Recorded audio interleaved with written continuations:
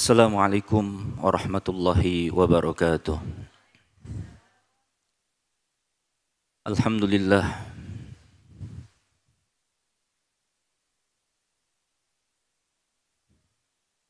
Wassalatu wassalamu ala Sayyidina Muhammadin Rasulillah wa ala alihi wa sahbihi wa mawalah. Amma ba'du.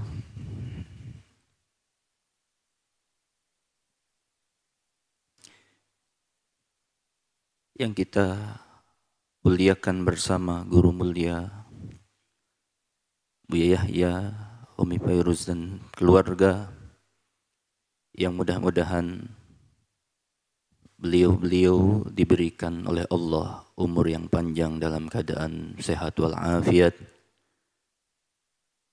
dan senantiasa diberikan keistiqomahan untuk membimbing kita semuanya. Amin ya rabbal alamin. Para hadirin, para jamaah, bapak-bapak, ibu-ibu, para orang tua yang kami muliakan, alhamdulillah di kesempatan pagi hari ini Allah masih terus memberikan limpahan karunia kepada kita semuanya. Dan salah satu karunia Allah yang saat ini kita rasakan adanya dan hadirnya kita di majelis yang mulia semacam ini. Karena majelis yang semacam inilah yang akan menghantarkan kita untuk bisa sampai ke dalam surganya Allah Subhanahu wa ta'ala. Karena majlis yang semacam inilah yang akan memberikan bimbingan kepada kita semuanya, sehingga kita insya Allah mendapatkan ridho dari Allah Subhanahu wa ta'ala. Maka ini adalah sebuah kenikmatan yang perlu dan wajib kita sadari. Ada banyak orang yang menduga dan merasa bahwa nikmat yang paling tertinggi adalah nikmat berupa harta. Yang cara pandangnya adalah dunia dan harta, maka dia akan menganggap harta adalah merupakan nikmat terbesar di dalam hidupnya. Akan tetapi perlu disadari dan perlu kita ketahui, kenikmatan harta adalah kenikmatan yang paling rendah. Ada kenikmatan yang jauh lebih berharga daripada kenikmatan harta. Ada yang lebih penting daripada kenikmatan harta adalah diantaranya adalah nikmat kesehatan. Sebanyak apapun harta yang melimpah, kalau tidak sehat, maka dia tidak akan menikmati gelimangnya harta yang ia miliki. Kalau ada orang yang hartanya melimpah, tapi Allah memberikan ia sakit kolesterol, sakit jantung, diabetes, maka sebanyak apapun uangnya, maka dia tidak akan bisa menikmati. Makanan ini dilarang, makanan ini dilarang, makanan ini dilarang. Sehingga sekalipun bergelimangan harta, kalau Allah tidak memberikan nikmat kesehatan, maka tidak akan ada artinya. Kemudian ada lagi nikmat di atas yang lebih penting, yaitu adalah salahul abna, kesolehan daripada putra-putri kita. Maka ini nikmat yang jauh lebih besar. Nikmat juga yang jauh lebih penting daripada nikmat harta dan juga kesehatan, yaitu ketika Allah Subhanahu wa ta'ala menjadikan putra-putri kita yang kenal kepada Allah, putra-putri kita taat kepada Allah, putra-putri kita berhormat dan juga memiliki akhlak yang mulia seperti yang dicontohkan oleh Rasulullah sallallahu alaihi wasallam. Dan itulah adalah merupakan bagian nikmat yang besar jika seseorang dikaruniai oleh Allah keturunan yang saleh-saleha, karena ialah yang kelak bisa menyelamatkan daripada orang tuanya. Kemudian yang paling penting dari seluruh nikmat-nikmat itu adalah ketika Allah Subhanahu wa ta'ala memberikan ridhonya kepada seorang hamba. Ketika ada seorang hamba mendapatkan ridho dari Allah, maka ini adalah nikmat yang tidak ada bandingnya. Ini adalah nikmat yang tidak ada lawannya. Karena yang kita cari selama ini di dunia adalah mendapatkan ridho daripada Allah Subhanahu wa taala. Maka kalau seorang hamba diberikan ridho oleh Allah Subhanahu wa taala, ini adalah kenikmatan yang begitu besar. Para jemaah yang dimuliakan oleh Allah Subhanahu wa taala, kita melanjutkan kembali untuk membaca ayat daripada surah Al-Hud ayat 89.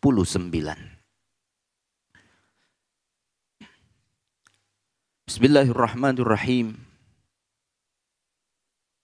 Wa ya qaumi la yajrimannakum ay yaksibannakum shiqaqi ay yusibakum mislu ma asaba qauma Nuhin aw qauma Hudin aw qauma Salih wa ma qaumu Lutin minkum biba'id. Ayat ini masih kelanjutan daripada ayat sebelumnya, kisah dan cerita Nabi Syuaib dengan kaumnya yang dinamakan dengan kaum Madyan. Di sini Nabi Syuaib mengajak bicara dengan kaumnya yang selama ini membangkang, membantah, tidak mau beriman kepada Allah, tidak mau menerima risalah yang dibawa oleh Nabi Syuaib tersebut. Sehingga ia panggil, wa ya qaumi, duhai kaumku. Ada satu pelajaran dari cara memanggilnya Nabiullah Syuaib ini, di mana sekalipun yang dipanggil oleh Nabi Syuaib ini adalah kaumnya yang selama ini membantah, kaumnya yang selama ini membangkang, kaumnya yang selama ini tidak beriman, tapi beliau masih menggunakan panggilan cinta dan kasih sayang, sehingga ia katakan, duhai kaumku. Padahal kebanyakan kadang ada banyak orang tua kalau anaknya nakal, itu tidak panggil anak, woi dasar anak ini. Kenapa? Karena ada kebencian, ya, ada kemarahan. Sehingga tidak manggilnya itu duhai anakku. Itu kalau lagi senang-senangnya duhai anakku. Tapi kalau dia sedang benci, wah, anak siapa? Ya, itu anak bapaknya. Kenapa? Karena ada kebencian, ya, karena ada marah sehingga dia tidak memanggil anakku. Wah, anak pula, anaknya bapaknya, panggil bapaknya terkadang. Itu adanya. Tapi lihat cara akhlak yang ditunjukkan oleh Nabi Syuaib, sekalipun kaumnya yang membangkang, kaumnya yang mengkafiri, kaumnya yang menolak, kaumnya yang menantang ajaran daripada risalah yang dibawa oleh Nabi Syuaib, beliau masih mengatakan, wa ya qaumi, tuhai daripada kaumku. Ini adalah kelembutan. Ini adalah untuk menarik, karena beliau ingin mengajak daripada kaumnya untuk beribadah kepada Allah, maka diperlukan bahasa yang halus, bahasa yang penuh cinta dan kasih sayang. Inilah yang diinginkan daripada perkataan yang disampaikan oleh Nabi Syuaib. La yajrimannakum, jangan mendorong kepada kalian, syiqaqi, perbedaan kalian dengan kami, permusuhan kalian dengan kami, kebencian kalian denganku. Ayyusibakum misluma asaba qaumin, jangan sampai kebencian kalian kepada kami itu mendorong dan membuat yusibakum, menimpa kepada kalian siksa-siksa yang seperti menimpa daripada kaumnya Nabiullah Nuh, yang menerima yang menimpa daripada kaum Nabi Nuh terdahulu, di mana Allah Subhanahu wa taala di dalam ayat-ayat sebelumnya sudah menjelaskan bagaimana kaumnya Nabi Nuh ditenggelamkan oleh Allah Subhanahu wa taala. Allah membuat banjir bandang seluruh dunia. Tidak ada yang selamat pada hari itu kecuali mereka yang mau ikut serta di perahu dan rombongan Nabiullah Nuh tersebut. Sehingga yang sisanya semuanya dibinasakan oleh Allah Subhanahu wa taala. Bahkan termasuk putranya Kan'an yang merasa bahwa dia pergi ke gunung, lalu kemudian ditawari oleh Nabi Nuh untuk ikut serta, tapi karena ia merasa bahwa saya akan selamat kalau pergi ke puncak gunung. Tapi kemudian Nabi Nuh memberitahu bahwa di hari ini tidak akan ada orang yang selamat, ya, kecuali orang yang mengikuti daripada Nabiullah Nuh. Namun putranya Kan'an membangkang sehingga ia tenggelam bersama dengan orang-orang yang menantang daripada Nabiullah Nuh tersebut. Sehingga beliau ingatkan, jangan sampai kebencian kalian kepadaku itu menjadikan sebab turunnya azab seperti yang menimpa kepada Nabi Nuh terlebih dahulu. Yaitu berupa diturunkannya banjir seluruh di dunia ini. Makanya Nabi Nuh disebut Abul Bashar As-Sani, ayah manusia yang kedua setelah Nabiullah Adam. Kenapa? Di masa Nabi Nuh semuanya habis kecuali mereka yang ikut serta di dalam bahtera kapal yang dinahkodai dan dibawa oleh Nabiullah Nuh tersebut. Termasuk hewan-hewan, semuanya ikut berpasang-pasangan ada di kapal tersebut. Au qaumahudin, atau azab yang telah menimpa daripada kaumnya Hud, di mana ada angin yang menimpa kepada mereka yang membinasakan daripada kaum Hud.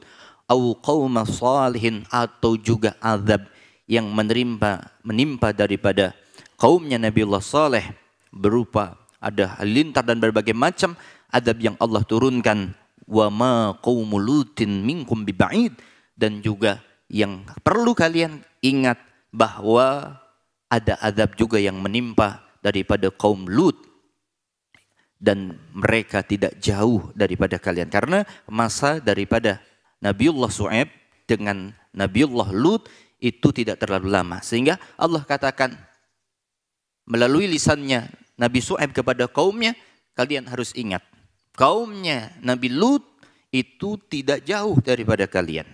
Belum lama kalian melewati atau telah sebelumnya ada kaum Lut yang juga Allah Subhanahu wa taala binasakan akibat karena menentang daripada ajaran nabinya, karena membangkang terhadap risalah yang dibawa oleh Nabiullah Nuh, sehingga menjadikan rumah mereka dijungkir balikan oleh Allah Subhanahu wa taala. Dibalikkan, ja'alna 'aliha safilha, yang bagian atas Allah Subhanahu wa taala dikembalikan, diputarkan sehingga ada di bagian bawah, seperti yang disebutkan dalam ayat-ayat yang menerangkan daripada adab-adab yang menimpa daripada kaum Lut. Nah, di dalam ayat ini Allah Subhanahu wa taala melalui ucapan yang disampaikan oleh Nabiullah Shu'aib ingin memberi pengertian kepada kaum daripada Madyan. Nabi Shu'aib ingin memberikan nasihat dengan cinta dan kasih sayang, bahwa jangan sampai kebencianmu kepada kami, kepada risalah yang dibawa olehku, menjadikan sebab turunnya azab kepada mereka. Maka Nabi Shu'aib memberikan peringatan. Ini adalah karena cinta kami kepada kalian. Karena ini adalah rasa sayang kami, rasa rahmat kami kepada kalian. Nabi Shu'aib tidak menginginkan kaumnya mendapatkan siksa, mendapatkan azab seperti yang menimpa daripada kaum-kaum para nabi yang sebelumnya. Sehingga diingatkan, apakah kamu tidak kapok? Apakah kamu tidak melihat apa yang menimpa kaumnya Nabi Nuh? Apa yang menimpa kaumnya Nabi Hud? Apa yang menimpa kaumnya Nabi Saleh? Apa yang menimpa kaumnya Nabi Lut?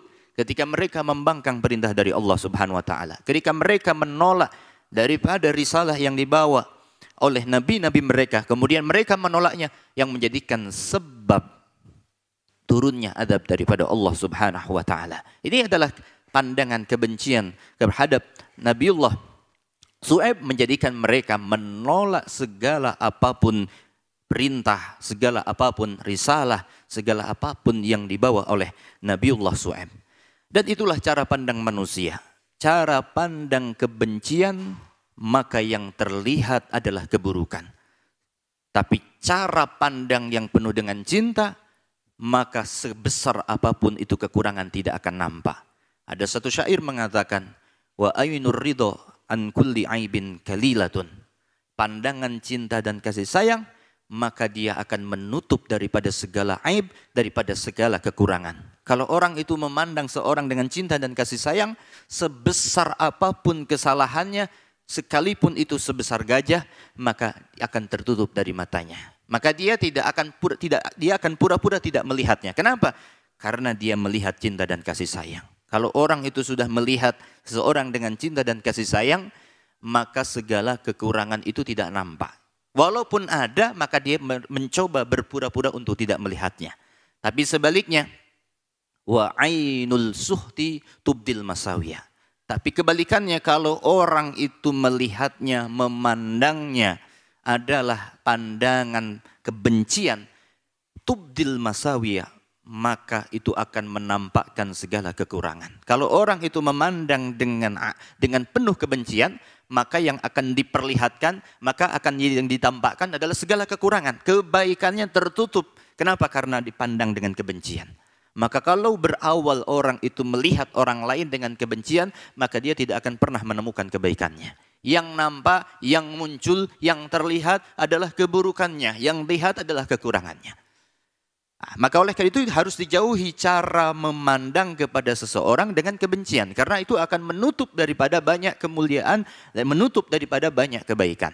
Seorang suami yang melihat istrinya kalau dengan pandangan cinta dan kasih sayang, maka kesalahan yang dilakukan oleh istrinya maka dia akan tutupi. Dimaafkan. Kenapa? Karena pandangnya cinta dan kasih sayang. Tapi sebaliknya, kalau suami itu melihat kepada istrinya, atau sebaliknya istri kepada suaminya dengan pandangan, dengan kebencian, maka kebaikan yang dilakukan sebanyak apapun oleh istrinya, maka tidak akan dipandang dan dilihat sebagai kebaikan. Yang nampak adalah kekurangan. Kenapa? Karena berangkat daripada kebencian.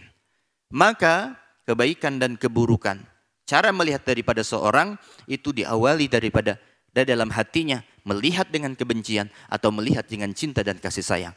Maka kemudian diingatkan oleh Nabi Shu'aib ini kepada kaumnya bahwa engkau jangan melihat kepadaku, memandang kepadaku dengan kebencian.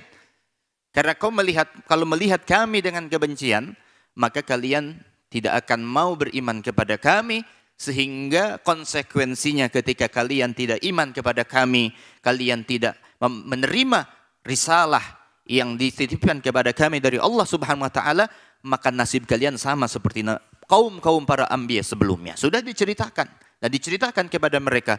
Yang belum lama adalah kaumnya Nabi Lut, bagaimana dibinasakan oleh Allah Subhanahu wa taala karena mereka menentang daripada dakwah yang dibawa oleh nabinya Nabiullah Hud. Lalu kemudian oleh karena itu ayat ini atau apa yang disampaikan oleh Nabi Shu'aib fa'tabiru, untuk dijadikan ibrah, untuk dijadikan sebagai sebuah pembelajaran agar tidak mengalami hal yang serupa seperti yang dialami oleh para kaum anbiya yang terjadi sebelumnya.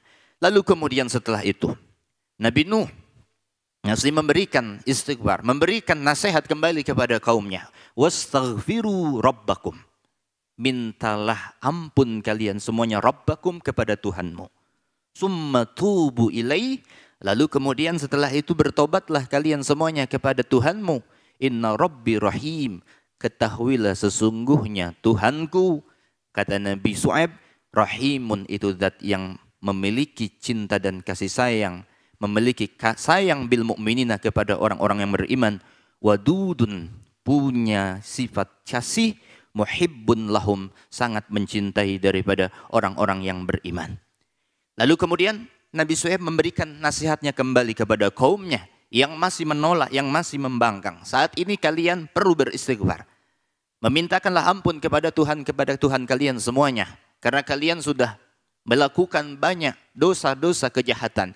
Yang di sebelum ayat ini sudah disebutkan beberapa dosa yang dilakukan oleh kaum Madyan, kaumnya Nabi Shu'aib mengurangi daripada timbangan, kemudian juga berdolim atas haknya orang lain, membangkang atas perintah Allah Subhanahu wa taala. Maka saat ini waktunya kalian beristighfar kepada Tuhan kalian. Saat ini waktunya kalian meminta ampun kepada Allah Subhanahu wa taala atas segala kesalahan, atas segala dosa yang kalian lakukan kepada Tuhan kalian semuanya. Istighfar ini adalah hal yang dibutuhkan oleh manusia. Bahkan dalam sebuah hadis, kalau ada orang kesulitan rezeki, maka perbanyaklah istighfar. Karena salah satu yang bisa menyebabkan tersendatnya rezeki kepada kita adalah dosa. Dan untuk menghapus dosa, diantaranya adalah dengan kita beristighfar. Dengan kita membaca istighfar kepada Allah Subhanahu wa taala untuk melebur daripada dosa-dosa tersebut. Dan kalau kita melihat salah satu zikir yang tidak ditinggalkan oleh Nabi, baik itu petang maupun pagi, itu adalah istighfar. Disebutkan dalam riwayat hadis sahih, inni la astaghfirullah fi kulli yawmin aksar min sab'ina marrah, wa fi riwayatin aksar min mi'ati marrah.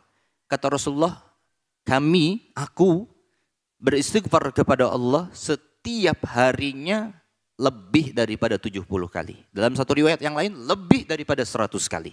Bayangkan, Rasulullah manusia yang sudah paling mulia, dijamin surga, tidak ada dosa karena maksum. Tapi setiap hari tidak kurang dari 70 kali, dalam riwayat lain tidak kurang 100 kali, terus beristighfar kepada Allah Subhanahu wa taala, terus memohon ampun kepada Allah Subhanahu wa taala atas segala daripada itu semuanya. Bagaimana dengan kita? Seorang manusia biasa, seorang yang penuh dengan dosa, seorang yang setiap hari kita bermaksiat, mata kita, tangan kita, telinga kita, kaki kita. Lalu kemudian kita tidak membacakan istighfar kepada Allah. Apakah karena kita merasa tidak berdosa? Atau merasa kita sudah pasti diampuni oleh Allah? Nah, sementara Rasulullah SAW yang sudah terjamin semuanya, kemuliaannya, surganya, pangkatnya, dijaga daripada dosa karena maksum, seorang para anbiya. Tapi setiap hari Rasulullah tidak kurang seperti yang riwayat tersebut 70 kali. Bahkan dalam riwayat yang lain 100 kali. Rasulullah SAW selalu membacakan istighfar kepada Allah Subhanahu wa taala. Ini yang dibutuhkan oleh kita, seperti nasihatnya Nabi Shu'aib terhadap kaumnya Nabi Madyan untuk kaum Madyan untuk memperbanyak membaca istighfar kepada Allah Subhanahu wa taala. Sambil mengingat istighfar, kita istighfar dengan lidah kita, dengan mulut kita. Namun juga perlu hati kita menghadirkan. Setiap astagfirullahaladzim, kita mengingat dosa ini, ya Allah kemarin saya melakukan ini. Astagfirullahaladzim, kemarin ya Allah mata saya ini. Astagfirullahaladzim, kemarin kaki saya ini. Astagfirullahaladzim, telinga saya kemarin seperti. Astagfirullahaladzim, mulut kami kemarin berbohong. Kemarin saya berdusta. Kemarin saya membicarakan aib orang lain. Seperti itulah yang terus dilakukan oleh kita semuanya untuk beristighfar kepada Allah Subhanahu wa taala. Tapi kebanyakan terkadang mulut kita terkadang beristighfar, tapi hati kita entah kemana. Lidah kita mengucapkan astaghfirullahalazim, tapi hati kita ada di pasar, hati kita ada dengan dagangan, hati kita dengan dunia. Maka inilah yang menyebabkan ada seorang waliullah perempuan yang bernama Rabi'ah al-Adawiyah pernah mengatakan, istighfaruka yahtaju ilal istighfar. Istighfarnya kalian butuh istighfari. Kenapa? Istighfarnya kita butuh diistighfari karena seperti yang tadi kami sampaikan, lidah kita beristighfar, mulut kita mengucapkan astagfirullah, tapi hati kita tidak ingat dengan dosa. Hati kita tidak sambung dengan Allah. Hati kita tidak terkoneksi dengan Allah Subhanahu wa taala. Maka inilah yang menyebabkan beliau mengatakan istighfaruka yahtaju ilal istighfar. Istighfarmu butuh diistighfari. Karena betul lidah kita mengucapkan istighfar, betul lidah kita berzikir mengucapkan istighfar, tapi hati kita tidak sambung dengan Allah. Hati kita lalai dengan Allah Subhanahu wa taala. Lalu kemudian setelah itu beliau melanjutkan, watubu ilaih. Lalu kemudian taubatlah kalian kepada Allah atas dosa-dosa yang kalian lakukan. Lalu kemudian beriman kepada kami, bertobatlah kepada Allah. Dan diakhiri dengan pernyataan inna rabbi rahimun wadud.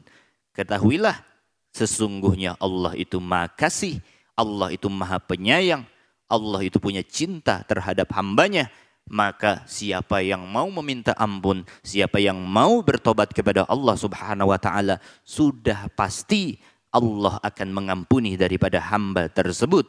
Karena Allah Subhanahu wa taala punya dua sifat, rahim, dan punya sifat daripada wadud, cinta dan kasih sayang dari Allah kepada hambanya. Itulah yang akan menjadikan sebab turunnya rahmat, menjadikan sebab turunnya ampunan dari Allah Subhanahu wa taala bertaubat. Dan rukun taubat yang terpenting adalah an-nadam, rasa menyesal akan dosa yang kita lakukan. Ini adalah yang penting. Akan tetapi untuk bisa seorang itu menyesal perlu ada kesadaran. Karena dari menyadari, dari merenungi akan dosa kita, maka akan muncul daripada penyesalan. Kalau orang tidak pernah merenung, maka tidak akan menyesal. Kalau orang tidak berpikir, maka tidak akan menyesali daripada apa yang dilakukan. Maka perlu ada perenungan yang mendalam, sehingga itu menghantarkan kita kepada kesadaran diri kita untuk bertobat kepada Allah Subhanahu wa taala, sehingga kita semuanya bisa mendapatkan ampunan daripada Allah Subhanahu wa taala. Ini yang perlu diyakini. Dalam sebuah riwayat hadis disebutkan, Allah itu lebih bahagia dari seseorang yang kehilangan daripada perbekalannya di tengah jalan, lalu kemudian ia menemukan kembali daripada makanan yang hilang tersebut. Seperti itulah Allah bahagia ketika ada orang hambanya bertobat kepada Allah Subhanahu wa taala. Sehingga Allah maha senang daripada hambanya yang mau kembali kepada Allah, yang mau bertobat kepada Allah Subhanahu wa taala. Kullu bani Adam khatta'un. Setiap daripada manusia itu pelaku dosa, tapi wa khairul khatta'in at-tawwabun. Tapi sebaik-baiknya pendosa itu kalau mau bertobat kepada Allah, mau kembali kepada Allah Subhanahu wa taala. Dan ini yang harus kita lakukan. Mudah-mudahan kita selalu dibimbing oleh Allah Subhanahu wa taala, diberikan hidayah oleh Allah Subhanahu wa taala, dimudahkan oleh Allah Subhanahu wa taala untuk menyadari dosa-dosa kita, untuk menyesali dosa-dosa kita, sehingga kita bertobat kepada Allah Subhanahu wa taala. Dan mudah-mudahan Allah menjaga kita semuanya untuk tidak mengulangi dosa-dosa yang pernah kita lakukan. Dan mudah-mudahan Allah memberikan keistiqomahan kita untuk terus melaksanakan ketaatan dan beribadah kepada Allah Subhanahu wa taala. Amin ya rabbal alamin. Hadanallahu wa iyyakum. Assalamualaikum warahmatullahi wabarakatuh.